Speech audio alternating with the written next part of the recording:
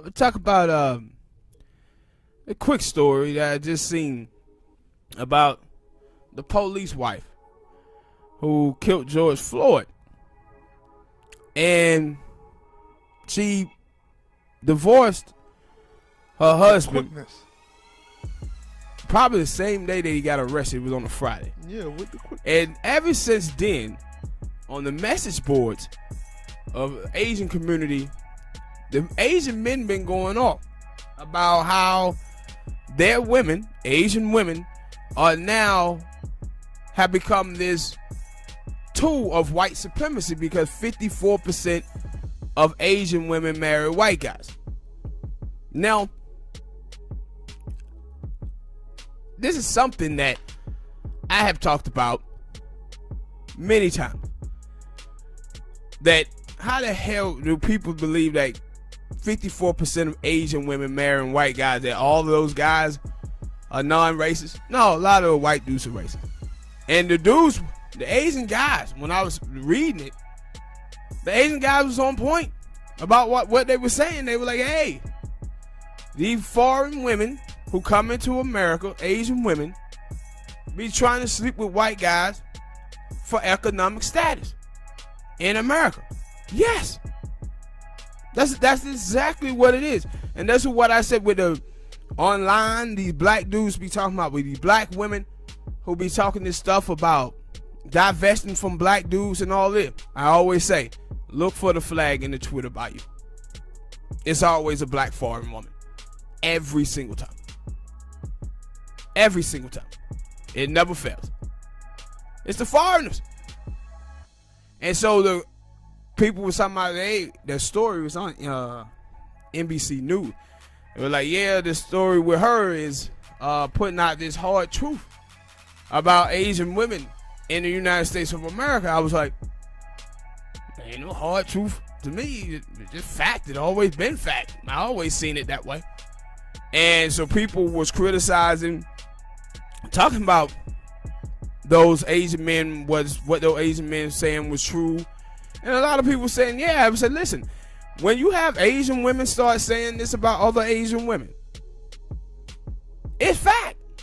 It's a lot of it's facts when they tell you that their parents told them to do this, to seek out dating white dudes, to try to gain social status in America. No, this is fact. And that's why I said it's a lot of I'm gonna say colored people who have been taught that it ain't just Asian women. It's some Asian men, it's some Latino women, it's some Latino men, it's some black women, it's some black men, it's some African women. Like it's what it is with like black dudes. With black dudes, normally black dude who dudes. No, it's some black dudes. It's mostly a nigga who come home from prison. See, the fat, ugly white women prey on black men who come home with felonies. prey on those niggas. That's why those niggas be with those fat, ugly white women. You see niggas be built in terrific shape. Hey, and you they be like, yo, they're putting money on they those dude right there, dude could rap. He get a better chick than that. He get a better chick than that. But that fat white woman got good credit. Yeah, she was in there putting money on his books. Got good credit. So everybody horning themselves out to. But yeah, man. Like people saying with Trump, like, man, Trump is so awful as president. I'm like, yeah, he is, but I'm happy that Trump is president.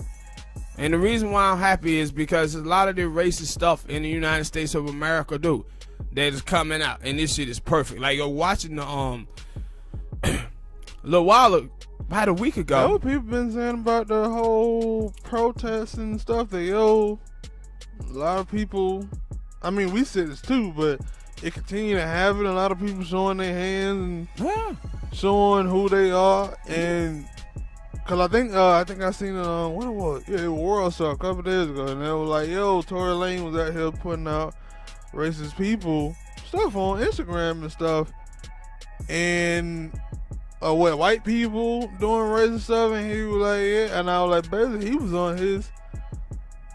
He was just on regular Twitter. Was like, I'm gonna find y'all stuff and I'm gonna put it out and I'm gonna get y'all 5 for being racist.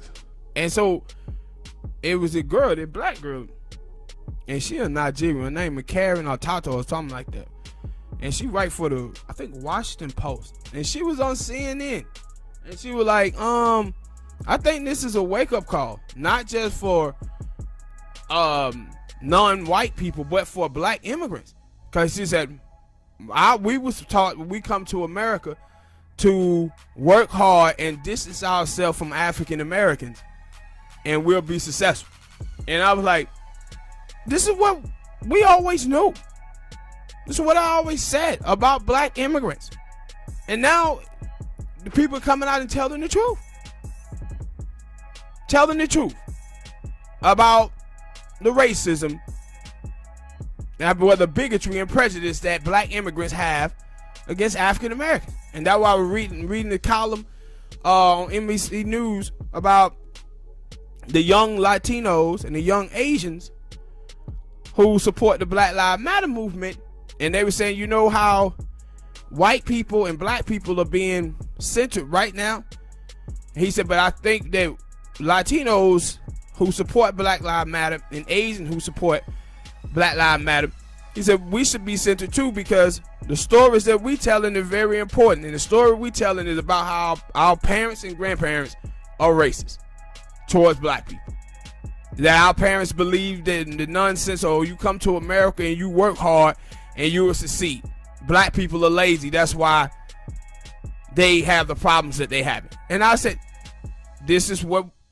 No, I was just gonna say that for those Asian people who... But I don't know why I was going to ask that question, because I know that that is the answer. Like, I'm like, I truly want to know, like, what those Asian people...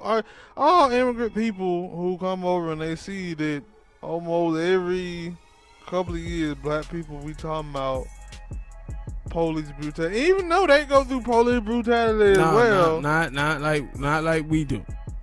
Yeah, but I know, not like we do. But I'm saying they still go through it. Like, you think they would be like, I don't think the police should be doing. I was like, do they like look at it and be like, Cause actually I do know, cause I remember.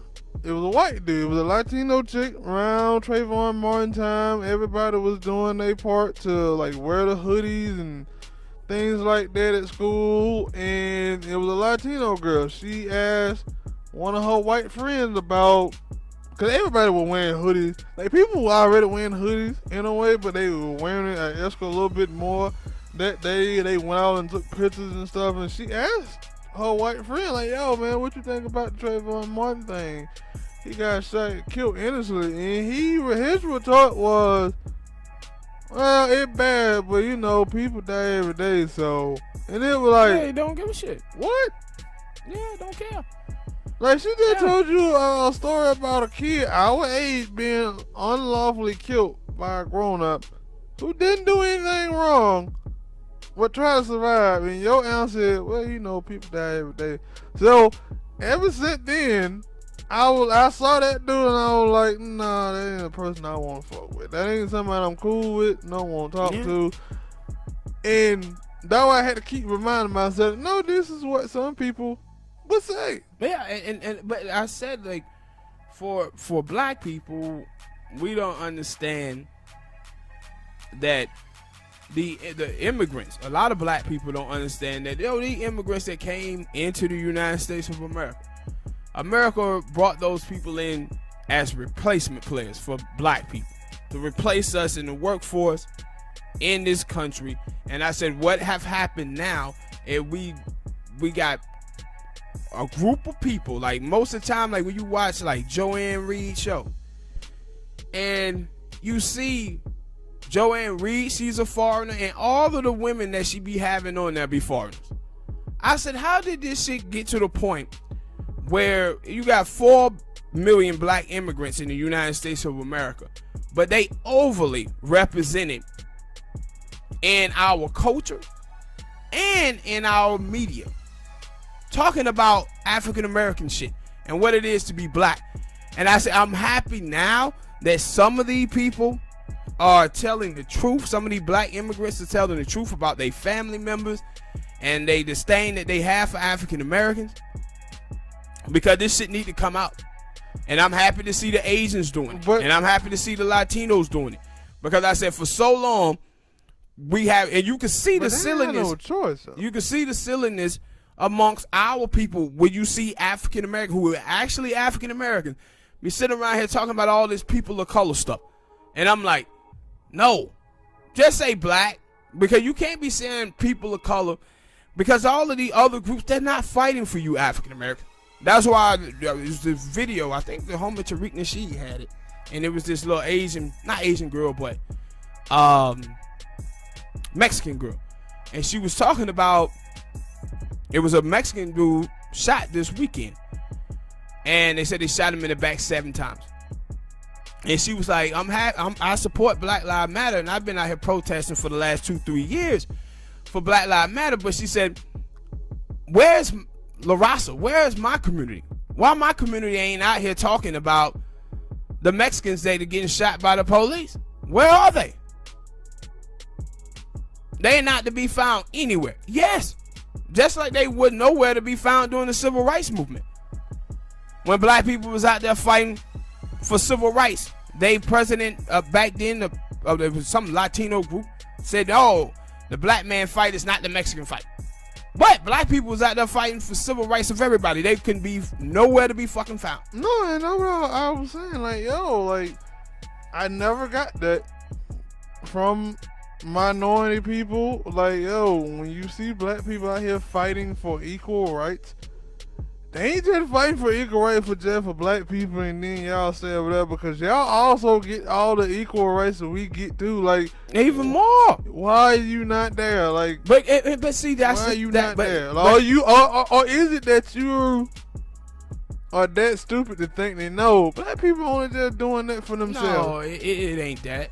Because that's how that dude Muhammad Ali Jr., when we talked about in the last video, that's how he talk. Like, yeah, black people, when they talk about Black Lives Matter and stuff, that's racist. That's divisive. They talking about it black people, see, and folk, it like with folk like him, you just ignore.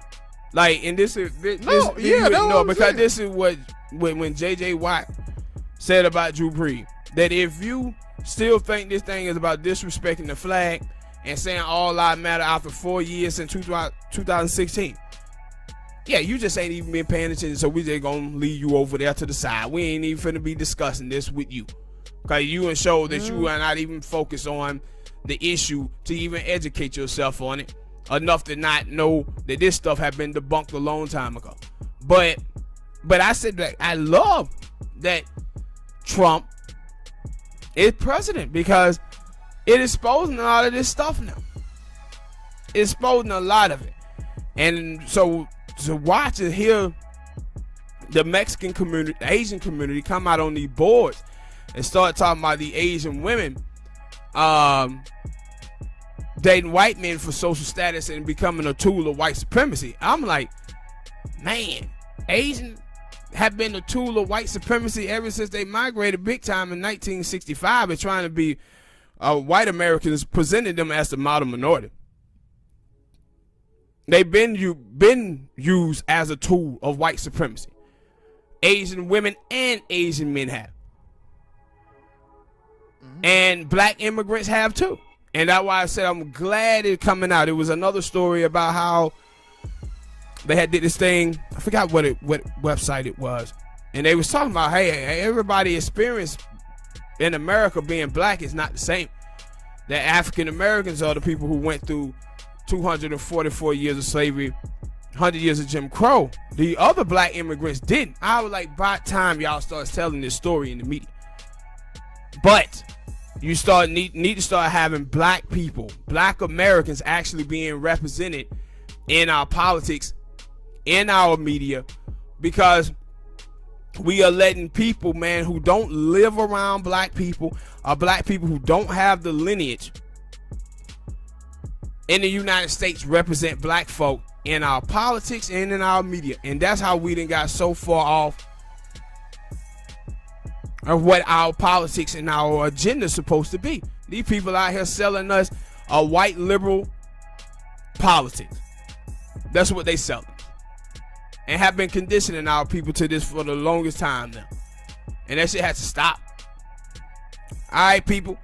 Hit that like button. Subscribe.